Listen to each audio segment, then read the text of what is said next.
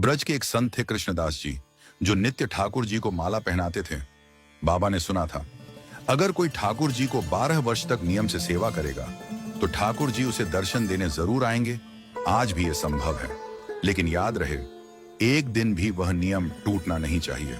अब तो बाबा नित्य माला बनाते और नंदगांव में कान्हा को अपने हाथ से माला पहनाते थे। बाबा का भाव केवल इतना था कि कान्हा, मैं यह नियम इसलिए अपना रहा हूं कि मैं चाहता हूं जिस दिन 12 वर्ष पूरे हों और 13वें वर्ष का पहले दिन प्रारंभ हो, उस दिन मैं ना आऊं। मेरा कान्हा मेरी कुटिया पर आए, मैं वहीं माला पहनाऊं।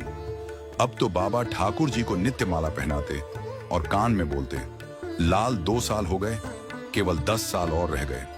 लाला केवल 5 वर्ष और रह गए। लाला अब तो 15 दिन और रह गए। अब तो बाबा नाचते हुए जाते और कहते हैं, आज तो विश्राम दिवस, 12 वर्ष का अंतिम दिन। बाबा ठाकुर जी के सम्मुख गए, माला गले में पहनाई और बाबा कहते हैं, लाला सेवा पूर्ण भई, अब मैं तेरी प्रतीक्षा करूंगा। और प्रणाम करके अपनी कुटिया पे चले गए। कुटिया में ठाकुर जी के लिए 56 भोग बनाने लगे। 13 वर्ष की सुबह भई, बाबा राह देख रहे कि लाला आ रहे होगो। मंगला से लेके राजभोग और राजभोग से लेके संध्या काल हो गई, लेकिन लाला नहीं आयो। तो बाबा ठाकुर जी को भला बुरा कहकर अपनी कुटिया में ताला लगाकर बरसाने की ओर निकल गए।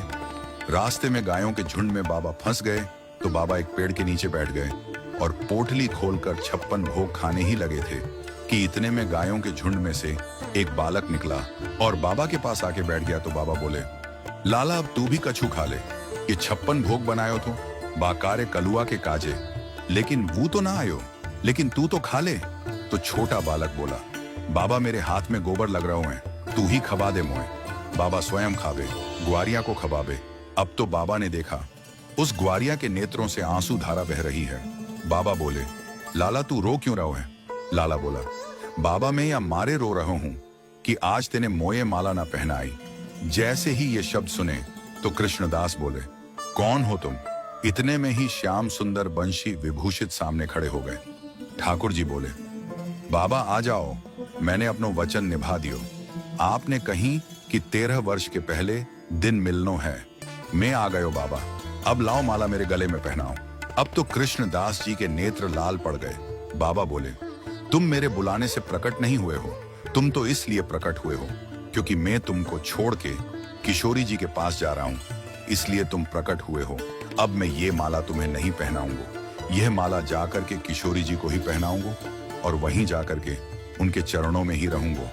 अब तक ठाकुर जी बाबा के हाथ पकड़े, पैर पकड़े। कृष्णदास बोले, अब ना रुकूंगो, अब तो किशोरी जी के चरणों में जाकर रुकूंगा।